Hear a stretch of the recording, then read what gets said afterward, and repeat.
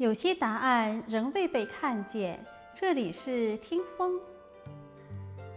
唐代的秦叔宝和尉迟敬德是中国人最熟悉的两位门神，但很多人不知道，他们之所以成为门神，其实藏着一个非常神秘的故事。下面我们说一下魏征斩龙王的故事。传说中，龙王因触犯天条，被玉帝下旨问斩，而负责监斩的人正是魏征。龙王知道自己难逃此劫，所以托梦给唐太宗，希望唐太宗阻止魏征斩他。唐太宗答应了。到了问斩那一天，唐太宗特意把魏征留在宫中下棋。唐太宗心想，只要魏征没有离开王宫，龙王或许就能逃过这一劫。而奇怪的是，快到问斩的时候，魏征突然昏昏欲睡，于是就靠在棋盘旁边睡着了。然而就在这场梦里，魏征竟然元神出窍，完成了斩龙。龙王最终还是死了。后来龙王认为唐太宗失信于他，于是夜夜入梦索命。唐太宗也因此惊恐成疾，卧病在床。最后魏征命秦叔宝和尉迟敬德身穿铠甲守在宫门之外，龙王鬼魂从此不敢再来。而这就是后来两位成为门神的由来。但真正奇怪的其实不是龙王被斩，而是龙王属于天界，唐太宗属于人间。两个不同时空的生命为什么能在梦中相见呢？梦到底只是大脑的幻想，还是在另外一个世界真的存在？而托梦这件事存在全世界所有的文明当中，中国有，西方也有，民间有，宗教里也有，甚至很多人都曾经经历过。亲人离世后，忽然梦见对方回来说话，而且那种梦往往特别真实，真实到不像梦。中国古人认为，人并不是只有肉身。《黄帝内经》中提到，人是天地和气而生，地属于有形，天属于无形，所以人的生命其实同时包含着有形与无形。那么也就是说，除了我们现在看得见的身体之外，人还存在着另一部分生命。古人称之为元神，也有人叫它灵魂。中医还认为，人的五脏不只是器官，心藏神，肝藏魂，肺藏魄，脾藏意，肾藏志。古人认为神排在五神之首，所以才被称为元神。因为真正主宰人的不是肉体，而是元神。古人认为，人睡着之后，肉身虽然休息了，但元神并没有完全停止活动。所以有些梦其实并不只是大脑胡思乱想的画面，而是另外空间的信息反映到人的意识之中。这就是古人对梦的理解。那么什么是托梦呢？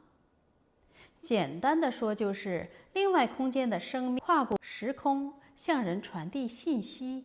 而这种梦通常有一个共同点，就是特别清楚，醒来之后依然记得非常清晰，甚至很多年之后还忘不掉。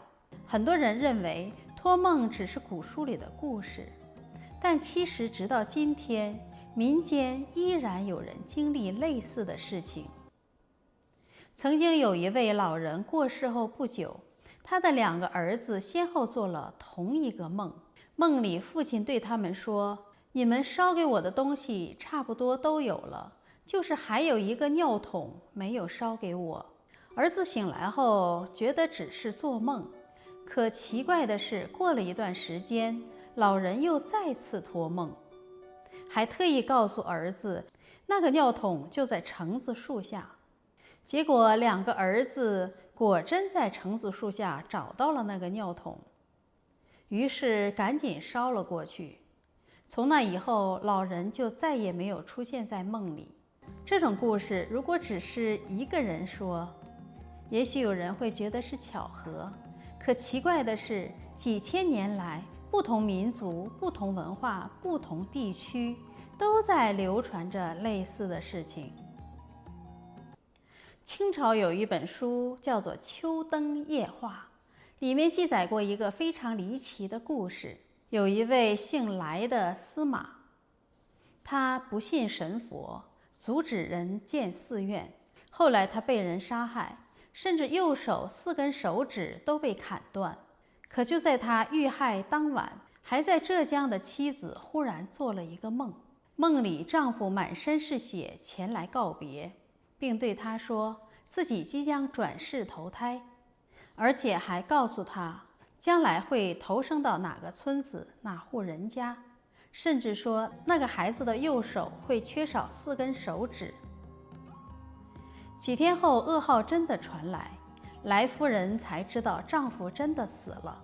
后来她扶灵回乡途中，因大雨借宿一户人家，结果一问之下，竟然就是丈夫梦中所说的那户人家。更诡异的是，那户人家真的刚出生一个婴儿，出生时间正是来司马被杀的那一晚，而那个孩子的右手真的缺少4根手指。类似的托梦故事不只出现在中国，在西方宗教中也大量存在。新约圣经马太福音中记载，耶稣诞生之前，玛利亚还未正式嫁给约瑟，却已经怀孕。这件事让约瑟非常震惊，甚至一度想解除婚约。就在这时，天使托梦给约瑟，告诉他玛利亚怀的孩子来自圣灵，让他不要害怕。后来当希律王准备杀害男婴，天使再次托梦，让约瑟立刻带着玛利亚与耶稣逃往埃及，最终躲过了杀生之祸。甚至连孔子也曾经梦见周公。孔子年老时曾感叹：“甚以吾衰也，久亦吾不复梦见周公。”意思是自己已经很久梦不到周公了。所以你会发现，无论东方还是西方，很多古老文明都相信，梦并不只是幻觉，而是另外空间与人之间的一种连结。也许人在睡着之后，直接接收到了某种信息。托梦到底是真是假？或许每个人都有自己的答案。但有一件事很有意思，几千年来，人类始终在做梦，而直到今天，我们依然无法真正解释梦到底是什么。欢迎来到听风，在这里我们一起听见那些看不见的答案。如果你也对这些未知感到好奇，欢迎订阅听风。也许下一个答案就在下一阵风里。